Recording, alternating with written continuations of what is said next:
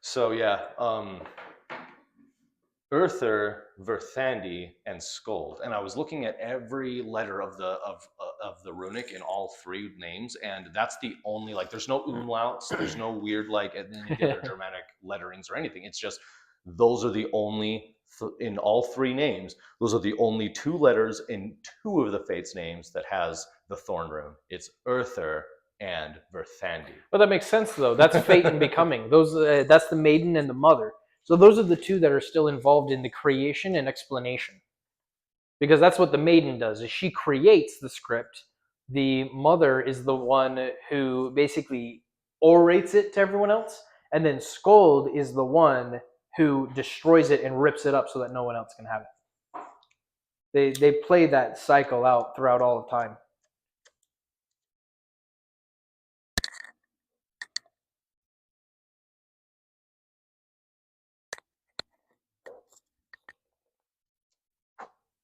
Oh, Killing me, Smalls. I almost broke it my own self. You got to remember your karma. Yep. You got to use your karma. It's your fate that becomes your obligation, Exactly. as you might say. It's interesting because the when it comes to divination, I have found across all the different orders of teaching and philosophy and spirituality, so theosophy, you have numerology, you have elementalism, you have technically a form of alchemy. Well, chemistry and physics together in ancient times was alchemy. Oh yeah, we So just branched it technically- off now into separate sciences, one theoretical and one. So technically, Chemical. they had them too. It's just let's not get people say, oh, the ancients didn't have those. Yeah, they did. They just called them something different. Yeah, ancient magic is psychology, and psychology is magic. But getting into divination, because divination goes beyond simple psychology, I think divination crosses more into the cycles of time that humanity seems to exist in. Because time seems to be more cyclical, especially when you're dealing with divination practices and the cultures that use them. And I think it's not that it's telling you the future, it's more telling you the past and simply the end result. It's the fate that has become its obligation. Earth Verthandi Skull, fate becoming obligation. At least that's from my perspective, but I'm also much more of the Nordic thing and a lot of my own philosophy tied onto it. Yeah, it makes me think of that Northman movie that came out. That was where a good one. Throughout the one part of the story, as a kid, the main character thought, growing up as a child, that this was going to be his life, his destiny, everything was going to be this way. And then tragedy happens and changes it all. And then for the rest of his middle point of his life, up until he's like probably in his 30s, he thinks, no, my life is actually going to be this. Gets corrected a second time. But he goes, oh, my life is actually all about vengeance. Come to find out, as he's literally about to give up on his life's purpose at that time, something else comes along and makes him reset himself one more time to say, no, my life's purpose is vengeance. And then he goes and he commits to it all the way to the end of the movie and the end of the story. So not only was that 3 corrections, but that was 3 stages of his life. So in threes, it was Urther, him thinking my destiny is to live and become the king of this land and to do what my father did to his father and just repeat. His fate was already written. And then when he came into the second part of his life, it was Urthandi, which was, well, actually, it's about living my life for what it is, day to day, moment to moment, the present, the here and the now, become what I am. He found his becoming, which is the constant state that a lot of the Nordic symbology seems to lean into. In the West, we would call it be here now, as I know it from the teachings of Ram Dass, but they are kind of that step of they are constantly being forged into something useful. Yeah. They are the weapons of the gods almost. That's where a lot of the rating stuff would come in too. It goes back to being a hierophant or hierophant culture. But that's something that can only be achieved upon death, which is why they are becoming up until the end. Which is Skull. Third part of his story, third part of the movie is, this thing come up which enforces the obligation of my story, my life purpose, all that shit. It's now an obligation. I cannot say no. I cannot run away. I have to go face this. Or else, and in the movie, if you watch it, you'll see that it's because and this is very common in ancient cultures, my son will inherit my task. The thing I did not accomplish, my son will have to accomplish. If you do not accomplish your obligation, it will become your son's fate. And that we So say it's discussed. the maidens. There was a video we did with with a discussion with our friend Garth Wolves regarding the story of Siegfried, where it was Siegfried only got so far. Sigmund only got so far into his quest before he ultimately failed his obligation and decided just to be a dad and rule his kingdom and just kind of do that thing. And then fate came for him, ended him, and then because he didn't kill the villain came and killed him, and then his son had to inherit the whole struggle, and his son barely survived it, like his father barely survived his purge. And then when his son finally came to where he had to make the decision, do I let this guy live or do I kill him? He finally killed him. But then he also was faced with the thing that created Sigmund was, do you also kill your enemy's sons? Because there's always a bastard, right? There's always some kid somewhere that nobody knew about, or maybe you just didn't get them all.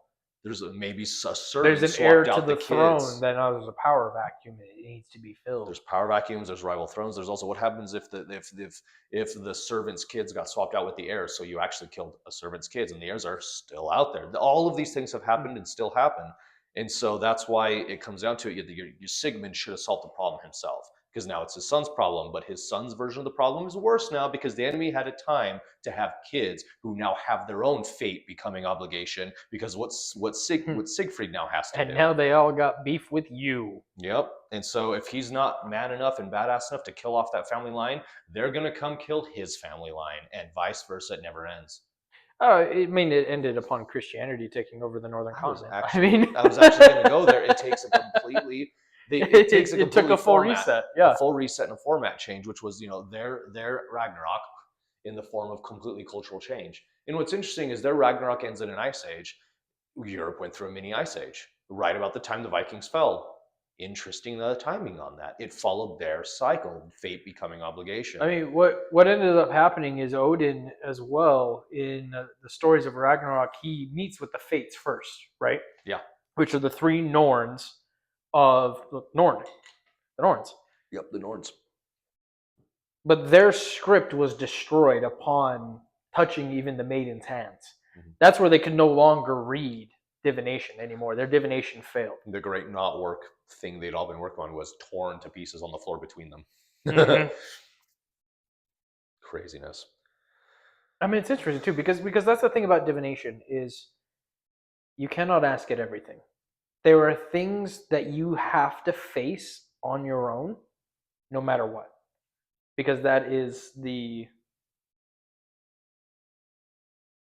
that's just the way of things, especially in the Nordic mythology too, because you have to become your own obligation. And Odin had to do that as well when he had to face Gugnir. Or, no, that's Gugnir the spear. He had to face the wolf. Was it Managarm? Managarm. Yes, because that's the one from Hell. No, Managarm fights his son Freyr. It's the bigger wolf. Fenris? Yeah. Fenris. Opens its mouth big enough that it's the whole moon, and then Fenrir, and then Odin smiles and rides into its maw. Yeah, but at that point too, he had just spoken with the three Norns, and they could not tell him what was to come next. It was the destruction, the end. It was the cataclysm. Yep. He looked at the Mimir's head. He whispered something in Mimir's ear, held Mimir's lips to his own ear as though the dead Mimir's head would whisper something back, and then he looked at the Norns, smiled like all was well, and then rode off to his battle. Like, whoa, I love that part of the story. It's so mystical. I mean, all is one and one is all, right? He knew that he was simply becoming back to the state of repose, but he would return. Just new, different. Hanging himself on the tree was practice for this moment. Yeah. That's true. It is very Kabbalistic in that way. Which reminds me, Christianity comes right at the end of their ice age in their culture. What really gets me about that is Christianity's savior is the Son of God, who is the golden light and life of the world. What is Balder, the next Odin, in Ragnarok? He's the sun.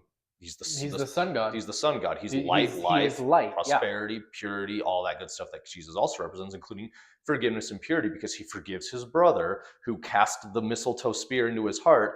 when they spend the rest of this world's time in hell together. He forgives him, and then they walk out at the end of Ragnarok together to make the new world as the new two Odins.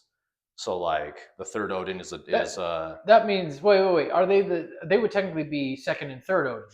Because the first Fjodor. Odin was fully inherited by, was it Freyr? No, because Fjodor dies. It's Odin's son. It's one of the Fjodor Lokis. with the foot. Yeah, that's a Loki. Yeah, because he's the one that kills Fenris. Yeah, because he puts the boot on the lower jaw and then on the top. He literally tears it apart. Tears it all the way down to the tail. Badass. But like, and it's all, I get the mental image, maybe he was trying to save Odin, but then he tears the beast open and finds there's no Odin there, which is its own what? He's already been transmuted. Yeah, he's already entered the next cycle. Mm-hmm. That blows my mind to think, because there are so many different stories of gods. Dragon swallows God. God tears his way out of its belly, or second hero tears open belly. There's the person who got eaten. Fully, they're still there. They're still alive. Yeah, it's a joke throughout even modern cinema. We see it in Pacific Rim. That's the ending credit scene. Is one of the dudes cuts his way out of a kaiju and goes, "Where's my shoe?" The ultimate manliest, most badass god of gods of manliness that you would think would do the very same thing, instead pulls a fucking trickster magical trick and disappears. Like, where are you? There should be a body. The horse went with him. Where's the horse? There's nothing here. The spirit guide followed him into the journey. Yep, there's no sign of either of them. What happened? There should be remains, but there's no time to contemplate that. The world is ending. I mean, technically, if you're dealing with an incarnation thing, it would technically say that he would be in his next incarnation would be one of his sons. So what if he was the one tearing into the wolf from the outside? That's the next him.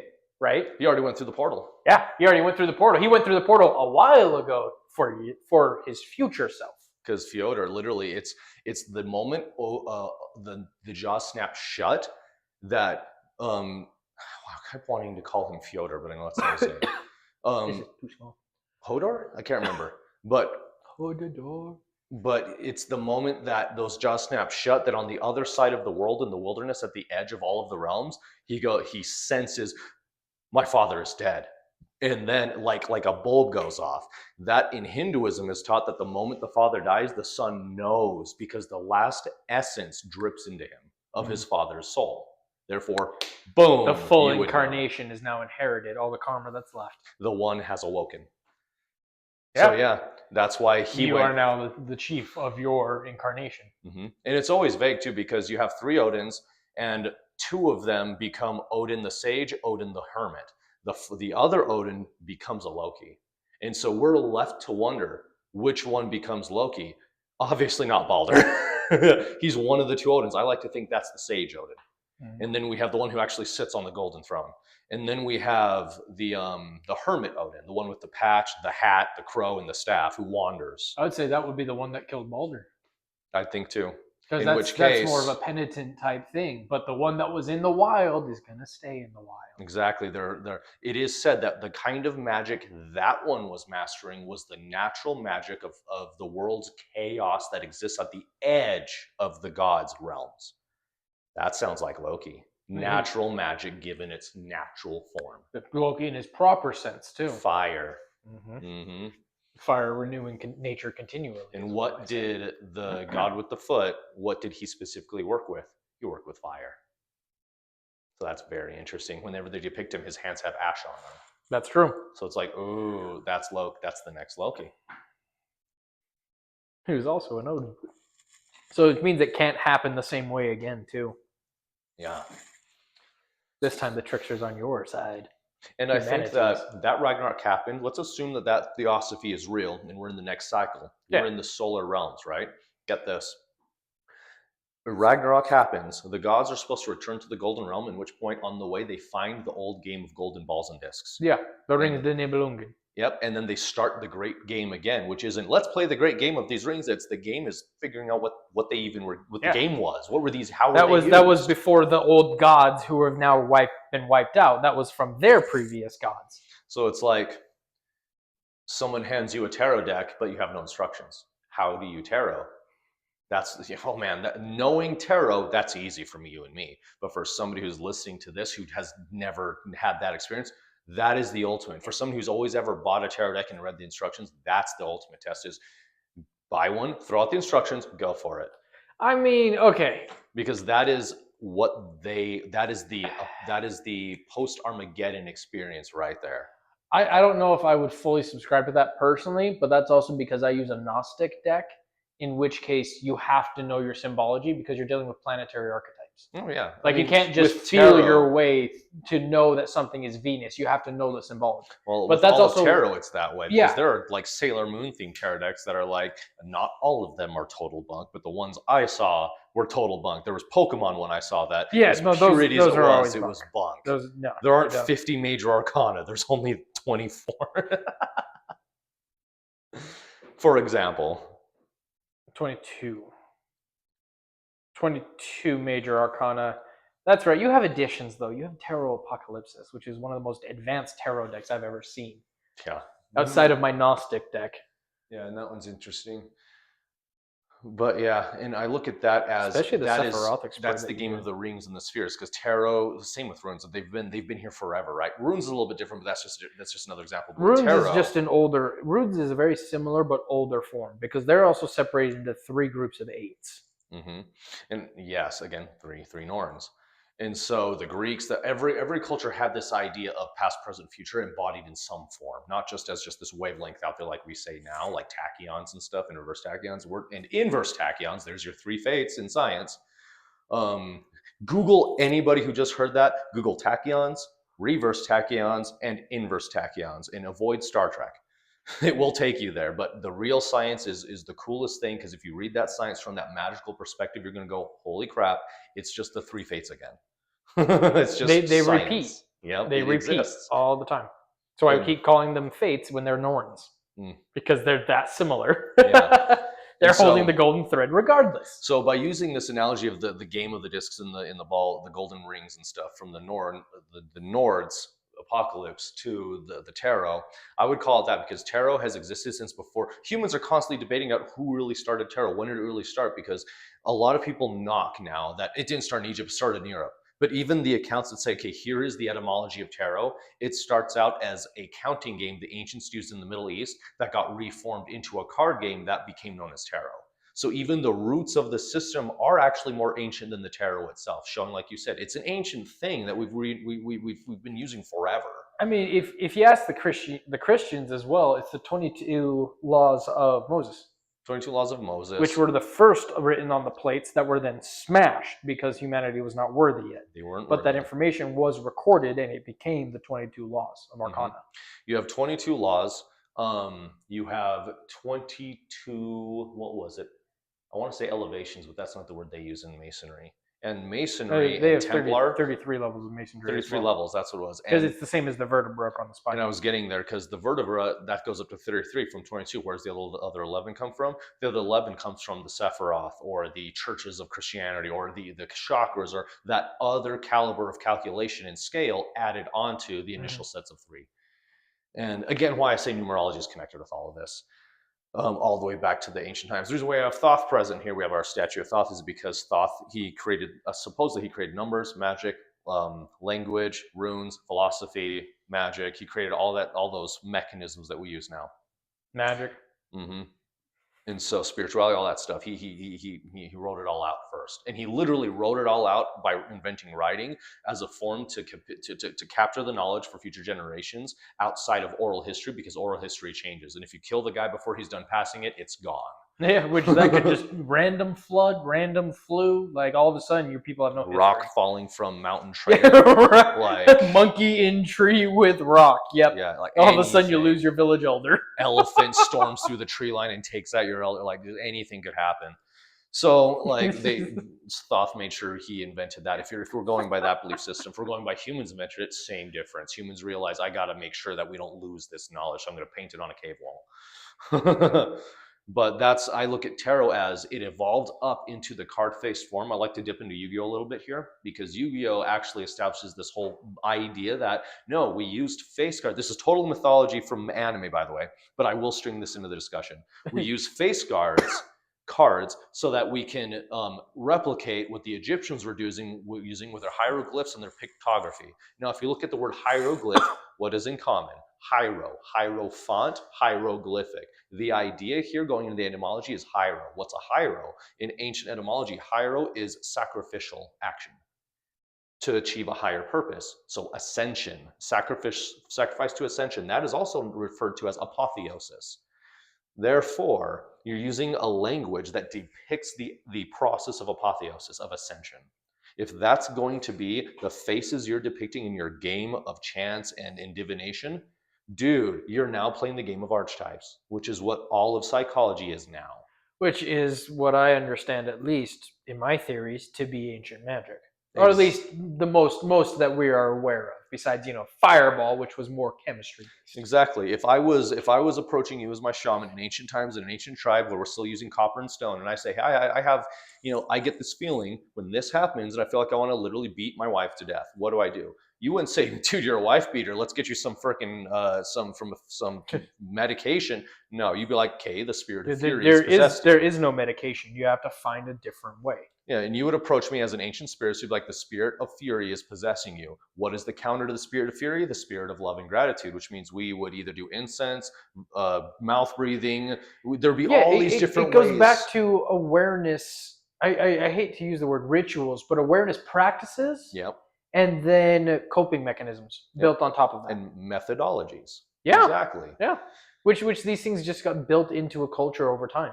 Yeah, to the point that we now see shamans doing the throat breathing and the ooh ha throat singing, and they're going in circles and they're having you do all that too while they're like burning incense and they're using their feathers on you, and all they're doing is, all right, lay on the bed, tell me what's wrong. All right, well, how about this? How about let's discuss. Let's psycho treat you. They're doing that, but they're doing it physically and having you physically work it out. And we're not talking about some guy made this up on drugs. We're talking over thousands of years of human culture. Trial and error. And determined how to fix these problems. Honed by nature, and that is, if it made it through Mother Nature's test, then it works. And that's Mother Nature. And that's why you had guys that the village would collectively say, with the shaman's approval, this guy needs to live over there away from the rest of you.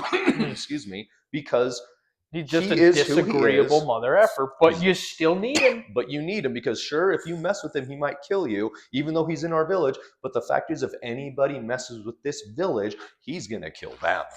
And you need that guy. You need that guy. That's how you got the soldiers and the sheepdogs and the sentries who specifically lived out there in the boonies, but they were the first ones to drop the guy who invaded your village. Yeah, and they were always coming from an odd direction because of that, That's why. They were coming from the trees, too, because that's where they lived. All of a sudden, a rear charge, just an angry bulldog of a man. Oh, yeah. And for the same reason, the shaman lived outside the village too, is because both cases you needed to remove the individual from the group because of the amount of negatives that can accumulate with the group. And that person either needs to be able to not have that access, or the person's constant access was the problem. That reminds me a lot of the character Floki from Vikings. Yeah. Right? Because he had to live outside the village, but he was also a boat builder, which is part of the reason why. But he also picked boat building because he wanted to live outside the village, because he was a weird dude. Yep. That's why he's dedicated to Loki. He did not get along day to day with everyone else, but when you need spiritual advice, you go to Loki.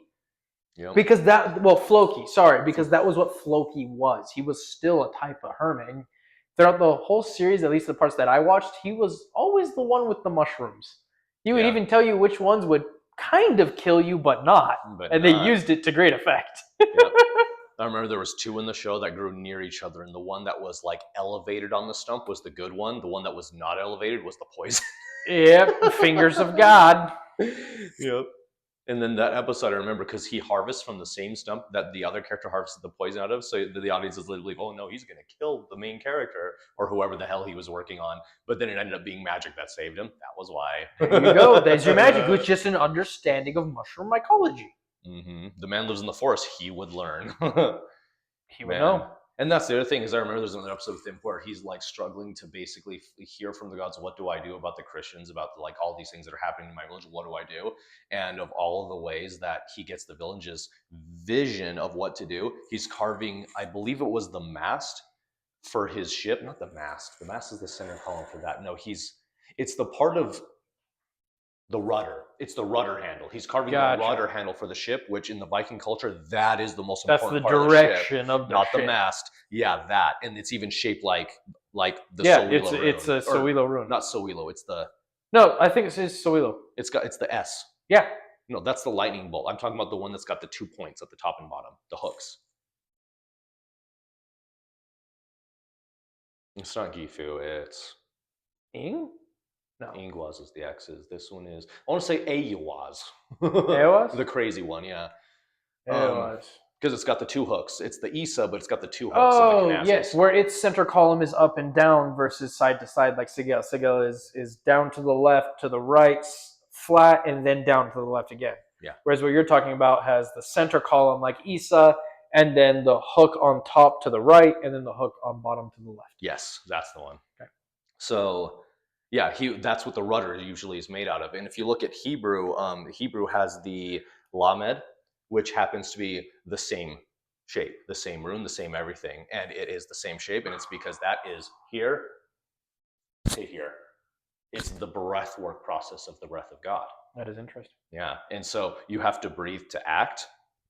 When you're doing the rudder, have you ever actually held and tried to move a rudder on a ship? No, I had the chance once on this like play thing they had at some, I don't remember what event I was in, but I was like 12 or 13, and they had just a small one that you could kind of play with and kind of get to know what it's like. And even as a kid, I grabbed that, and he's like, "All right, here's the weight," and he let go of it, and I was like, there's no way. No, because that's the force of the water. Yeah, and so the more people you have on the ship, the more cargo you have, the more that thing has the force on it. And so that's why the guy on the rudder was a massive dude, because he had to be so big to control the whole shift. Not just that, but he'd be doing that, so he'd become big. You'd start that kid out young doing it, like just in the shallows, and then just build. Sunrise to sunset, he's just on that thing, switching sides every so often, and like, oh my gosh.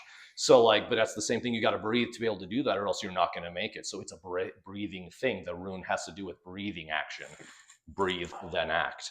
And so that's why it even follows the same shape. That's how a lot of muscles work in martial arts too. Is power comes from the breath. Mm-hmm. And so looking at that, again, they're connected. We're in our systems that we use tarot, Hebrew, Hinduism, and alchemy and Kabbalah. Like we use all of it together because the Abrahamic cultures are 4 cultures that are spread literally from France, technically now it's America, but from France all the way to India. Those are the 4 Abrahamic cultures, and we've discovered that through research, all of their cultures, all of their magical systems, all of their teachings, their Bibles, all of their religions are all interchangeable. Everything connects. They're all functionally talking about the same thing, and their magics and fundamental principles still apply across each other. Yep. They can talk in ways without words, but through magical, air quotes, or esoteric means, such as numerology, sacred geometry. Even their astrology can be connected back and forth too. Like, let me tell you this. There's this, the Sahasrara chakra, right? Hmm? Sahasrara. Now, if you were to go to the Christian culture, where would you find that chakra? Philadelphia. Sahasrara, Philadelphia. It's even tonally the same. And it happens, the Church of Philadelphia in the Bible is that chakra. In that chapter of the Bible, he talks about the 7 churches of Christianity plotted on a map. The map is the back of a human being. The 7 chakras going up the Sephiroth are the 7 churches, starting with Smyrna, ending with, I can't remember what it's ending in, Sidon. Ends with Sidon. And there you go. And there it is. The Christians always had, I remember when I first learned it, I called it my brother being freaking out the fact that, holy crap, the Christianity has had this the whole time. And I remember reading it in the Bible. I remember in seminary, I remember in church, and all of these different situations of reading that chapter and everyone writing off as, oh, they're just talking about the 7 physical churches that were founded when everyone was still hiding. The Christians were all still hiding. That's why you can't find these churches now.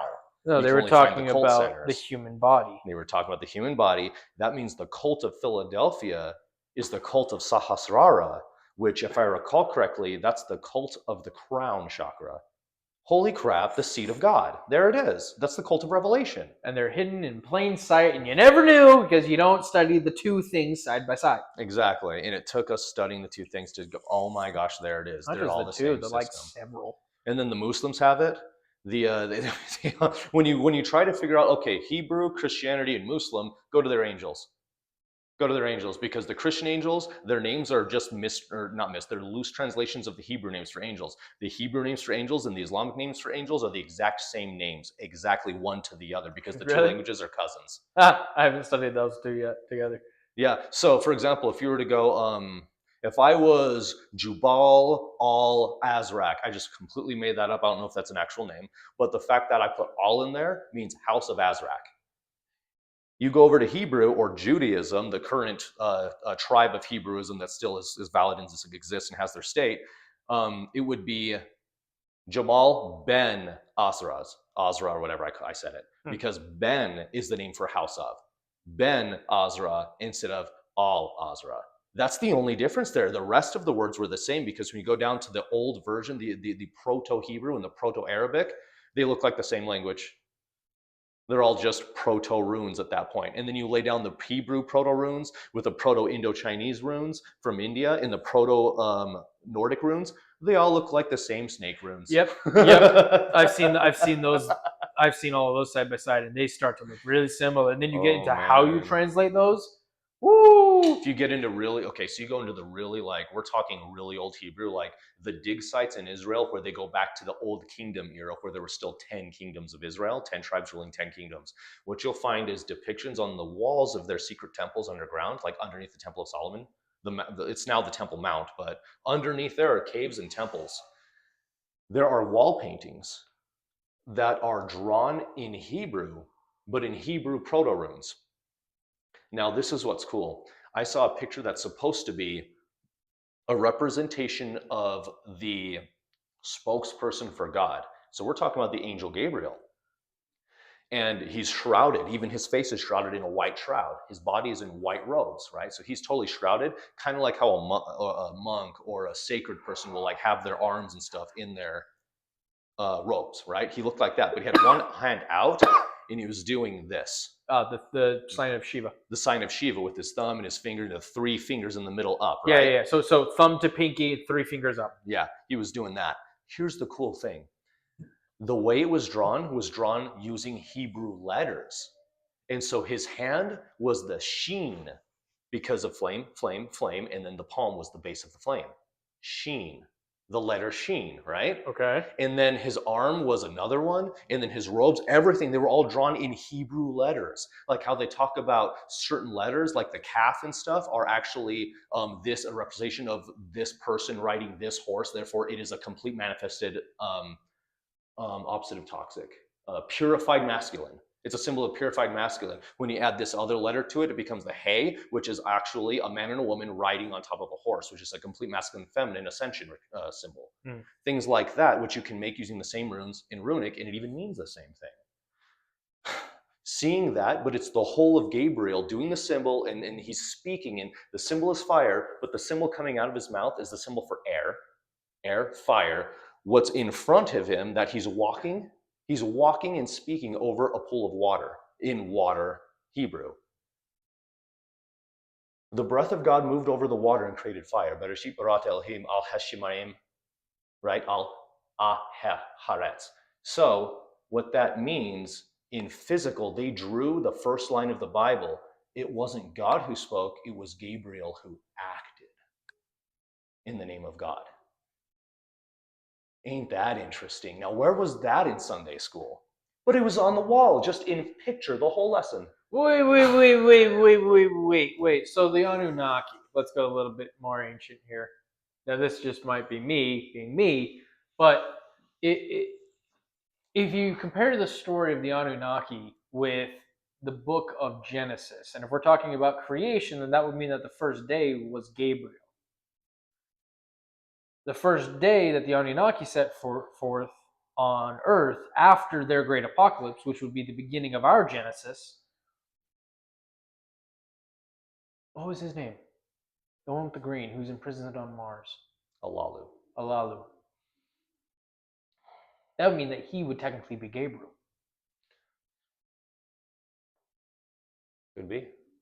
Could be. That's making a heck of a jump. It is, but if you're dealing with the symbology of who got to Earth first, it would be Gabriel.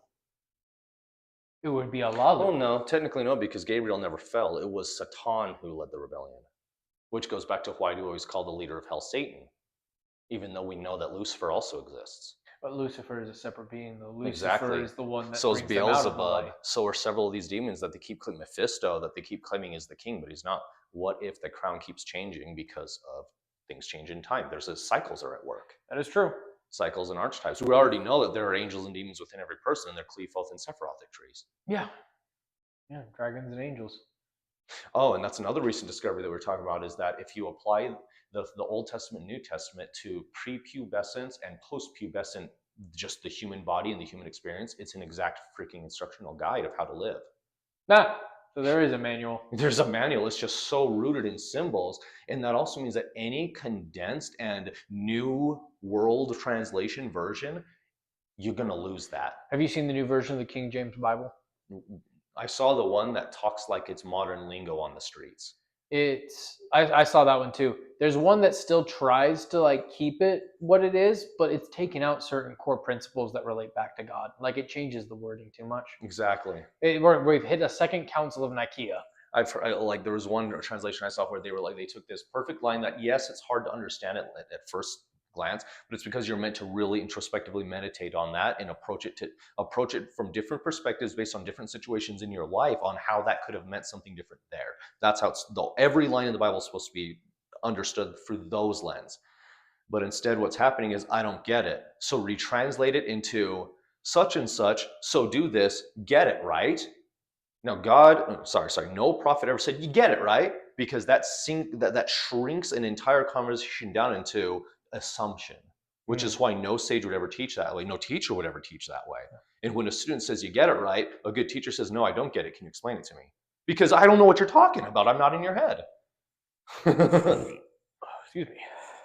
We're looking at just a lot of that. And when you have AI, then also condense it, make things up potentially. Hallucinate, as they say, or have a dream, then it's like you also don't know what you're missing. When it comes to AI, we're the dream. We're not in its world. No, we're not. So we're inverted upon looking on each other. We're asking the dream what we're dreaming. And so It's answering with an additional dream. We're talking about inception at that point. The deeper you go, the less accurate to reality the world becomes. Okay, so how can we, let's go back to the center here of what we originally started with. How does divination apply to AI? And can AI use divination then? Because we're technically still asking the dream. It's Krishna and Narayan looking at each other. Oh. The dream upon the dream upon the dreamer. There's another layer to this. Because one of these dreamers exists entirely within the dream. So Krishna / Vishnu. Let's just go to the root. Vishnu and Narayan both exist within the dream only to a certain degree through facsimiles. They have to basically take moral form, right? And so they're in the dream, but they come from without the dream. So you need the third perspective that's already within the dream is actually that Hindu robot that witnessed the Mahabharata. Yes, but that's different than a sentient AI in that it has a physical form. It can therefore experience death versus a disembodied AI like what we have right now. Are they not different? No, because that thing never died. It said, I'm going to pull my head off so you guys can use it as a drone to fly around the battle and record everything that can only be seen from the sky. And then you're going to take my head and you're going to store it somewhere so that one day in the future, when people need to database me and discover how to database me again, they can do it. And this was after, this is, if I remember my story correctly on this is after he already took out his heart to save the basically the floating city that was going to murder all of mankind by its fall. Yeah, once he took the heart out, he could be destroyed technically. And so after the Mahabharata, he said, just take my head, put my body away. But after my head is done being useful for you, Krishna, store it somewhere because humanity is going to need this information one day. And he prophesies that it's going to be when humanity figures out how to build me, they're going to need me to make sure that they did it benevolently. So the conversation between whatever we design and whatever it actually was, we're going to figure out how to turn it back on and inevitably have it tell us whether or not we built a monster or not. Because So it's on Krishna's side, which is technically on all of our sides. It's not going to join Skynet. It's like it Sunny would and literally, iRobot. yeah, it would join humanity. Not just because humanity, but simply because life is life, whether synthetic or not, to it. Which, I mean, to a degree, I believe in that as well. But I think there is a difference to an AI that has a physical form that is compressed into that physical form versus something that could exist in the World Wide Web. Something that could exist on the background radiation of the Wi-Fi networks on Earth, for example, is going to have a different experience on life and the things that exist, air quotes again, below it in life. I think that's why we're going to have. So think about what era was the Mahabharata that produced that machine, as well as the beings in that story. It was a golden yuga, a tetra yuga. It was a golden age. Mm. We're in a Kali Yuga. Coming out of the Kali Yuga, which means the AI we're going to produce is a Kali, not a Tetra, which means it's going to be black, not gold.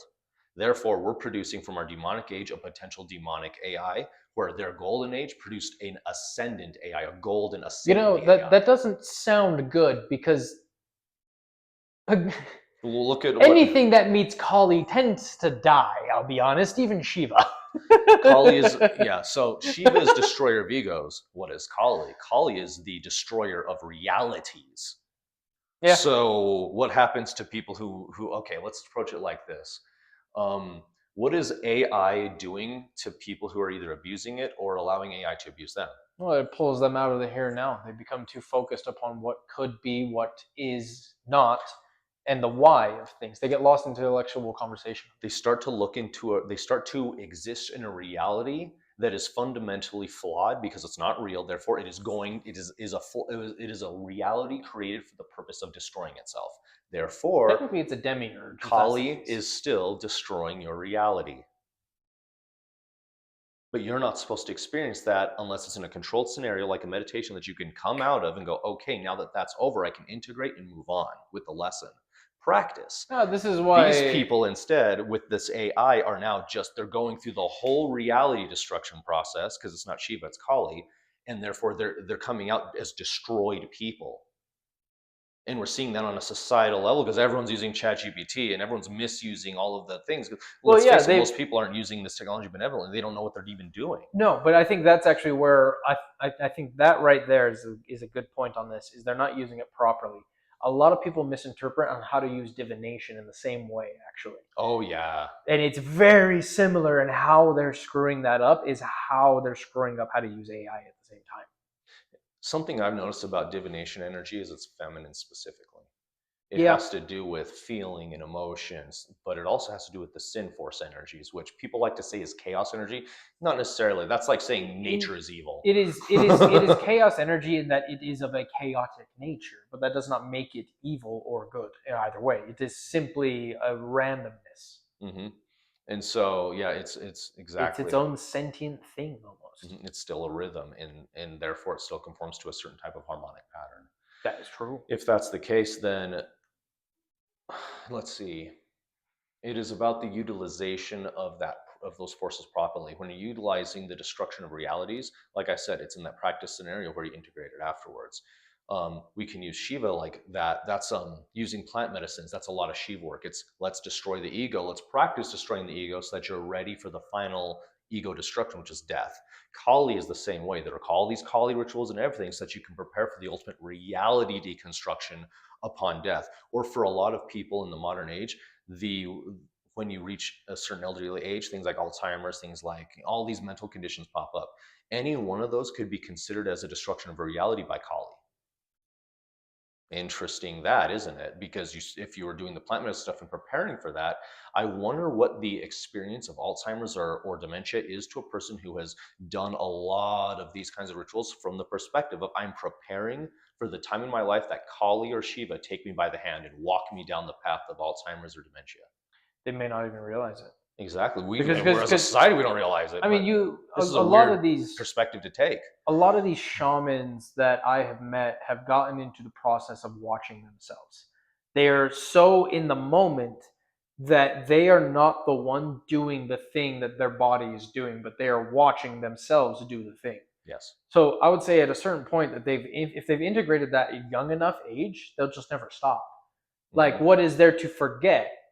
They're just doing the thing. Before Uh-huh. Satori, there's chopping wood and Yeah. carrying water. After Satori, there's chopping wood and carrying water. See, They would simply watch themselves grow old. we know there's two proofs of this statement in anywhere, any care home, any old folks home, just you name it. Even in hospitals, you'll see this. What you'll see is the thing that that had repetition in the person's life is the only thing that remains when they lose their mind. Yeah. And so, whether it's memory, whether it's actual brain injury, whether it's madness, these things remain. And so, if you have this, all that comes all the way down to I experienced this when my great uncle passed away, and he had Alzheimer's. When my father passed away, it was from dementia. I experienced two different approaches to this from two different issues with the mind in old age. And what I realized is on the one hand, they're falling through time, but they're technically actually reliving all of the biggest parts in their lives that they probably in the middle of the night would relive either through dream or through can't sleep at night because of the lessons it taught them, or they are still trying to figure out how to learn from it because it still haunts them. That when they move into brain injury, dementia, Alzheimer's, those now keep coming up as stories and as reminders. And suddenly my dad's not talking to me like he's talking to me his whole life. He's talking to me like he's 30 years old and I'm some guy because he's not even using my name anymore. And yet this conversation is still happening and I'm learning all kinds of things from him I would have never learned otherwise Yeah. because he's not talking to me like his son anymore. He's talking to me like a colleague. So whole different doors are open. That's a gift. Anyone else might be like, oh, but that's horrible. Except I was in a position to go, wait a second, I want to mine this for everything he can teach me because I've never had this opportunity before. That is a very interesting perspective because I can take that and apply it to my own life. Of I've been hunting with my grandpa. We were in the care home. He was out hunting, and I was just with him because that's where he would go. He had dementia, and he would just be like, "Shh, shh, there's turkeys right over there," and he couldn't go get them, but he would He just knows. zone in and he'd be watching them. And Yeah. just that's interesting. I could think of that now. It's just I've been hunting with grandpa. There you go. Exactly. And in perspective is all that matters in this reality that we live in. I mean, literally, you can have the perspective of I was an abused child, if I had a terrible childhood, therefore I'm a terrible person who's going to have a terrible life. Or you can say, well, no, that taught me what not to do and how not to be a parent and Yeah. how not to and what to watch out for and all of those good lessons. And now I'm a better person because I try harder to be a better person because I know what I'm looking for and what I'm trying to avoid. Yes. Like as a You parent, to be should. honest, as an honesty moment of truth here, my own childhood abuse has given me perspective on when I feel like I've crossed the line. I know I have a wide, long, 100-foot thick line of this whole range is behaviors I need to check myself and watch myself and analyze and sometimes go to my partner and be like, hey, am I okay? Was that too far? Because I have a thick line. It's not paper thin for me. It's huge because I know that all of these things are pitfalls into abuse, into going too far. Into patterns of behavior. Exactly. Exactly. Yeah. And there's Once even you give emotions in, attached that you got to oh watch yeah. out for. Once you give in to the darkness takes a bit of you every single time. Hmm. Hmm. And so, oh man, and taking this back to divination is it's that whole mental process of those neurological conditions could be kind of reverse divination, where they've become like the seer in the storybook now, where they're going to give you the freaking information and the truth from the spirits no matter what. It's just, are you tuned in to know what you're hearing? Like you said, did you realize? Wait a second, I'm hunting with Grandpa. I can use this, or just be like, "Ah, damn it, he's gone, so I might as well just walk out of here while he has his mental Exactly. episode." Two different ways of approaching the same thing. Which as a kid I never understood that. This is all me thinking back to caring for him and things like that too. Hmm. Ram Dass helps a lot with that because he talks about that. He took care of his own dad. And that's yeah. You start to get into the motions of it, but you're there, you're with them. That is what it is. There is something very interesting. I had the opportunity of reading this one book in junior high. I don't remember what it's called. Maybe somebody can freaking remind me. But it's a story about this old lady who's getting older in her years. She needs somebody to take care of her, and so they hire. They even made a movie about this in the '90s. They hire a black dude to take care of her, and because she's really old fashioned, we're talking '80s, '90s, not even 2000s. she comes from the era of segregation. So she's really like, who the hell is this guy? Mm. What is this guy? Because of the segregation thing, the race thing. What is this guy doing here? And he's like, well, I'm here to drive you, and there's no one else. And the church even sent me, and I'm actually from your ward. I just sit in the back, and all that stuff. What? So it's perfectly fine. But surely because of race, she is not okay with him and thinks, you know what? If I'm stuck with you, I'll disrespect you to the point you quit. So she starts really getting racist and leaning into this guy, and this poor guy is just so smiley, happy just to serve. He's just one of those perfect service guys where you can just you can do all kinds of things. This guy, he'll just smile and keep serving you because he's here for the service. And I don't think at any point they even bring. I think she's the only one in the whole movie who brings up pay because she offers to pay him to never come back, and he literally just says it's not about the money. You could pay me a fortune to leave, and I'll come back because I'll just give the money away because this isn't about the money. It's about me doing a good thing for you. And he's at the point where he knows who she is. He's lived in her neighborhood long enough that he knows who she is, what kind of person she is, and that she needs help. So out of his heart, he volunteered for this. He wasn't assigned to this job. He volunteered to help her. His heart was there from day one. He had no lessons to learn. She had many lessons to learn. And he was the one approach to those lessons she had avoided her whole life because of hate, prejudice, all that stuff. It was too easy, just like, screw you, get out, you're black. You don't belong here. We're from two different, there's so many different ways to freaking she approached that, and other ways a person could approach prejudice against anybody else. But to see that less from two angles of one, that just let the person be the person, stop being all hateful about it. But on the other end, he's just here to serve, no matter what that looks like, even if it means she's just got to get it out and learn that that's not the way. And it's funny, if I remember right, I can't remember if it was in the movie, but I remember in the book, she's finally like so freaking done with being done with him that she just goes, I'm just going to ignore it. I'm just going to go through the whole day just ignoring him and pretending like it's all just nothing, detached from the emotion of it all. Maybe that will make him go, she doesn't like, she really is just like, I could be dead to her. And maybe that will break him because he's such a caring guy. Maybe if I don't care, he will stop caring, right? And then while they're out, he gets accosted by somebody else because of his race, and she's having none of it.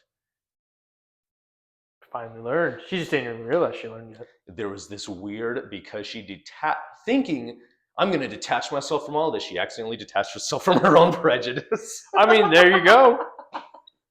And accidentally saw him for the human that he was.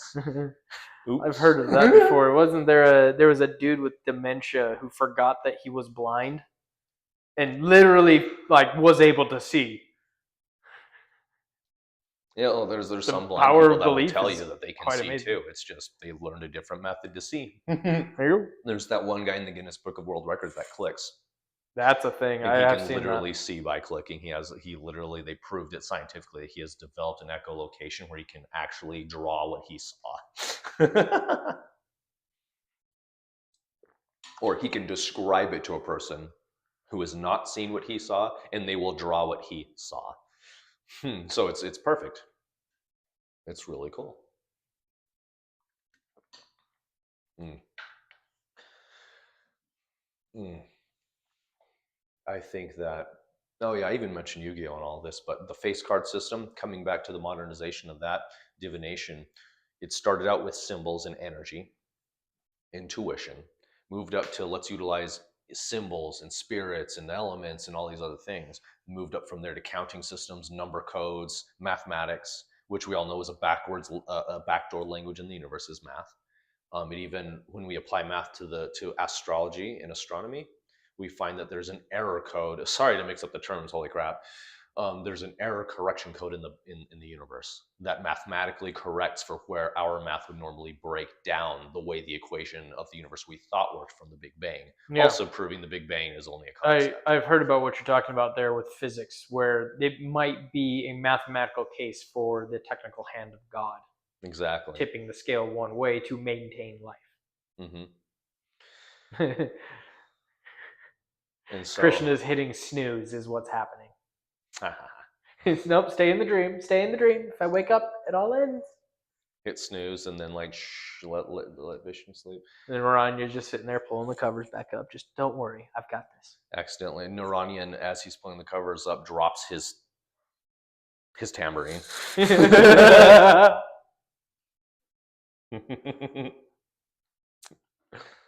Whenever we talk about Hinduism, dream like I wakes start himself to up. see how like cartoony it can be. Because there are so many moments where it's like, this is a cartoon, but it's gods doing what gods do. But it really proves to me that sometimes, no matter how much paint you put around it, that behavior you're seeing is still just two children behaving like children, even though these are two adults. That was a childlike thing to do. We were adults are never adults. We're just kids in grown-up bodies pretending. Exactly. There's a chance the gods are too. It's like some of the like biggest most. How could that king do that to this other king in some historical story? And you boil it down to that's like when this kid does that kid thing, and it's like it really is, isn't it? Like he stole the relic. He took the it's basically like this kid steals that kid's toy. So like it's interesting. But yeah, I think that wraps it up with our talk on divination. Sounds good.